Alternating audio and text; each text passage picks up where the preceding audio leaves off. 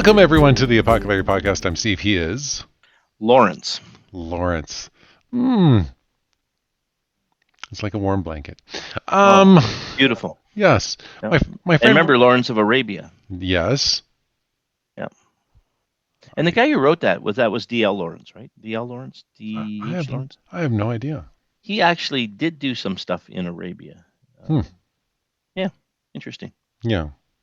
Well, It sounded better than Larry in Arabia. Larry. Yeah. But maybe that's what his friends called him. Yeah. Anyway, my friend, we're going to step right back into 1 Samuel 9, right? 10, Samuel 10, verse 9? Oh, sorry, 1 Samuel 10. You were so correct. Yeah, because we did go into it just a little bit. But now he's still not quite becoming king, but he's almost there now to be king. Okay. He's on the road to somewhere. Not nowhere. Somewhere. Kingship to the kingdom come. Yeah. Okay. Well, I'll get us started off here. 1 Samuel 10, starting at verse 9 now, folks. Or for those of you at the NIV, we're just starting at the next paragraph, basically. As Saul turned to leave Samuel, God changed Saul's heart, and all these signs were fulfilled that day. When he and those were the signs that he had just mentioned before. Right. The men coming down and all that preparation for him to become king. And this changing of his heart means in his heart he's kind of accepted that he's going to be king. Okay, I get you. Yeah. Okay.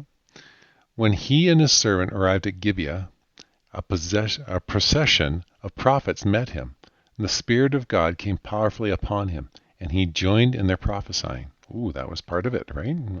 Yeah. Yeah, it is. And it's a weird thing because he does this again later on. He joins in with the prophets. Remember after he chases David later on, he does this kind of a thing again. Yep. But this is early on, and this is the first time. Okay. When all those who had formerly known him saw his prophesying with the prophets, they asked each other, "What is this that has happened to the son of Kish?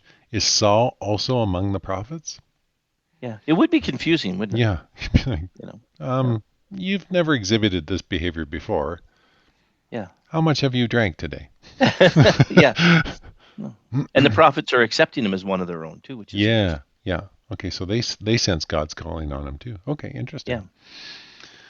A man who lived there answered, "And who is their father?" And so it became a saying, "Is Saul also among the prophets?" Because that was really original to say at the time. Yeah. It's not a saying just because you say it. Yeah. I do not think that word means what you think it means. To quote Princess Bride. After Saul stopped prophesying, he went to the high place. Yeah, so he's gone up to a spiritual, religious place. Yep. Now Saul's uncle asked him and his servant, "Where have you been?" "Looking for the donkeys," he said. "Remember way back, I've been looking for these donkeys for a while." "Well, I finally found them." "No, I didn't find them. But when we saw that they were not to be found, we went to Samuel." Saul's uncle said, "Tell me what Samuel said to you." Saul replied, "He assured us that the donkeys had already been found." But he did not tell his uncle what Samuel had said about the kingship. Ooh, yeah. Intrigue, mystery. Yes. Yeah. So yeah, he kept it from his uncle. You don't know exactly where he's at in his head yet, but you will find out in a minute. Okay. Yeah. Verse 17. Samuel summoned the people of Israel to the Lord at Mizpah and said to them, "This is what the Lord, the God of Israel, says. I brought Israel up out of Egypt and delivered you from the power of Egypt and all the kingdoms that oppressed you. But you have now rejected your God, who saves you out of all your disasters and calamities. And you have said, 'No, appoint a king over us.' So now present yourselves before the Lord by tribes and clans." Yeah, and there's a piece here that I don't fully understand. Now, of course, here's God through Samuel saying to the people, "You have rejected me." Remember way back when he asked for a king and Samuel says, "They're rejecting me." God says, "No, they're not rejecting you, Samuel. They're rejecting me." Right. God reiterates that here. He says, "Even with all I've done, you've been demanding a king." Right? But the part that I struggle with a little bit is that he's gathered the people to Mizpah right? And God says, now present yourselves by tribes and clan. I don't know how many people from all of Israel have actually come to Mitzpah. I don't know how many could come, and I don't know how many did. But it's kind of a weird thing because what Samuel's doing is he's having the tribes come before him. Mm. So maybe just the leaders of the tribes Mm-hmm. and the clans have come there, and then to see who's going to be the next king, right? Right. You see some of the Scottish movies when the Scottish clans would come together to see who would be the leader over all of Yeah. them, Yeah. and so it's that kind of a thing. But it's hard to picture, that many people from Israel from that big a geographic area coming in, but it is what it suggests. Yeah. It's at least a meeting. We know that at least, Yeah, right? and there's got to be a huge period of time between when he when he told Saul he was going to be king and when this happens, because it takes time to gather all these people and have people go out and gather people to do this Yeah. stuff. Yeah. Yeah. More of an American election rather than a Canadian. Yeah. They had to get the electoral college together. Yeah. Verse 20. When Samuel had all of Israel come forward by tribes, the tribe of Benjamin was taken by lot. Then he brought forth the tribe of Benjamin, clan by clan, and Matri's clan was taken. Finally, Saul, son of Kish, was taken. But when they looked at him, looked for him, he was not to be found. So they inquired further of the Lord, has the man come here yet?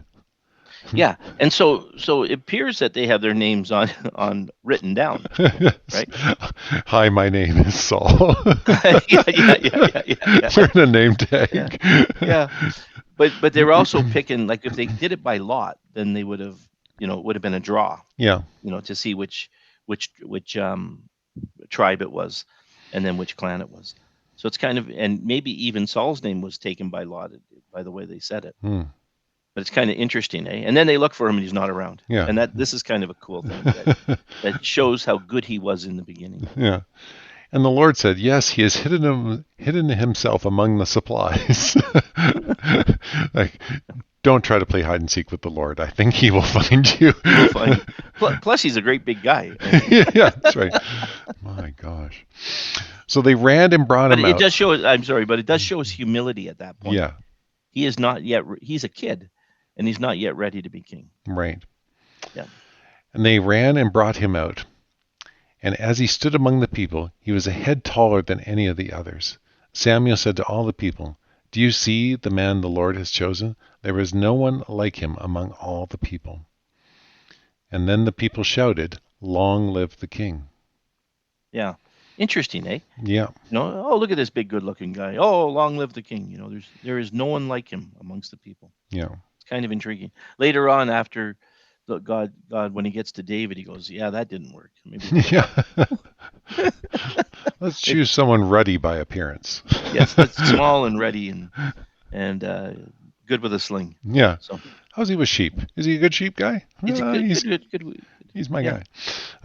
Fought the odd lion. Yeah, that's right. Verse 25, Samuel explained to the people the rights and duties of kingship.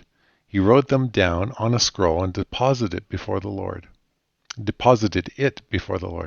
Then Samuel dismissed the people to go to their own homes. Yeah, and most people. Go ahead. And most people think that that he wrote down all this stuff about being a king. This was a couple of things about this is that the people had in their heads, what a king should do, and usually when you're thinking about it, you're thinking about all the wonderful things the king's going to do for me, and he's got to let them know it's not going to be this way. Remember, he said before, they're going to take your sons and put them in the army, and they're going to do this and that. That's what a king does. Yeah. And this is the stuff he wrote down.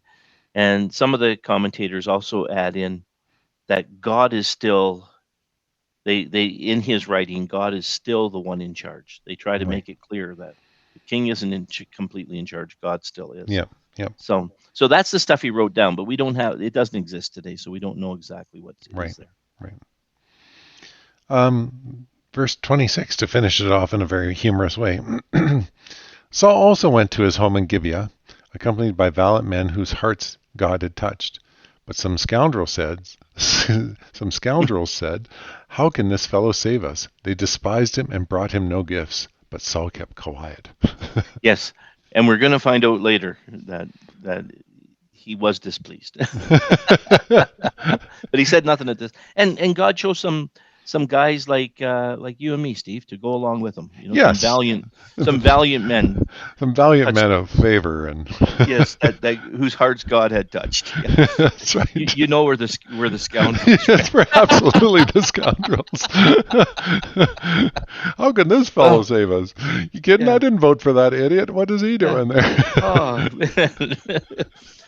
very, very appropriate at this point in Canadian history. Yeah, it's so funny, isn't it? I love the way this ends, but Saul kept silent. I said quiet. Sorry, folks. It really is silent. I misread there. And brought him no gifts. They despised him and brought him no gifts. That's it. You're cut off. Yeah. No soup for you. Soup for you. Get out. Yeah. So this is their first king, and he starts off really well. Yeah. Now he's still not king. He's still not accepted by everybody yet. Yeah. And I guess that's where the scoundrel thing kind of lets you know that he's not being accepted. Right. And becoming a king, very often in those days, like you'd be kind of anointed king, but you still had to prove yourself, and that proving time is still coming for Saul. Yeah.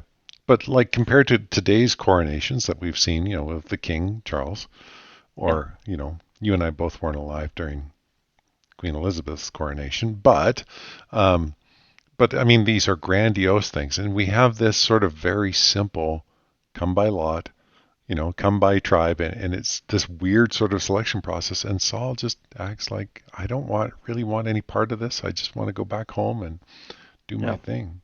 So powerful story. Yeah, and being a king would be like, to do it well would be an awful job. Yeah. Yeah, a little bit like being the president of a school, Registrar's up there too. Registrar's right up there, yeah. Yeah, but registrars do stuff. Presidents are very much figureheads. It's a ceremonial position. Yeah. Yeah. You get a scepter. You get that really cool necklace to wear. So it depends on the school, yeah, and you get specific robes for the chancellor or president robe. Yeah. And maybe your thing around your neck, if your school does that, maybe it has Lucky Charms. Yes. And my Brandon University did have the scepter. Oh, really? Yeah. This school doesn't. We don't. Melanie doesn't have a scepter. That'd be kind of cool to kind of knight people with it and stuff. Yeah. You're graduated, and you're graduated. It would take time, but it would, it'd be worth it. Kiss the scepter. Yeah. So he's ready to be king. He's ready to be king of Israel, and things are moving along. Good stuff. Yeah. And the other thing that's nice to remember is, while this is all happening, when you read the Bible, it feels like this is all happening, this is worldwide, but this is all happening in a very small place. Yeah. The Philistines are still there, the Moabites, the Ammonites, the Egyptians are still there. Mm-hmm. All of their enemies are still there, Yeah. And in many ways, this is a great big thing that God is doing, but life is just going on. Yeah. That's right. It's God's people, and we tend to see that as whole earth history, but we're talking an insignificant country in the Middle East at this time. Still, they're still insignificant. Yep. Yeah. Other than it became a trade route, it would have always been insignificant. Yeah. But interesting, eh? Thank you for that, my friend. That was fantastic. Fantastic to see this coronation of Saul in most beautiful and both ironic ways too. Folks, so thankful that you joined us. We love doing this. We love just going through this, and we hope that you find just something out of it that you can take and find joy and find something about the God that we serve in it. For those of you listening in real time to this, as we step through, there's going to be a little pause of a week as I'm taking a course on artificial intelligence. Oh, interesting. Which is something I have neither of. I'm neither artificial nor intelligent. So But we'll take a little break, and then we'll be back the week after that, and we'll go from there. So until next time, I was Steve, he was Larry, and this was the Apoco-Larry Podcast.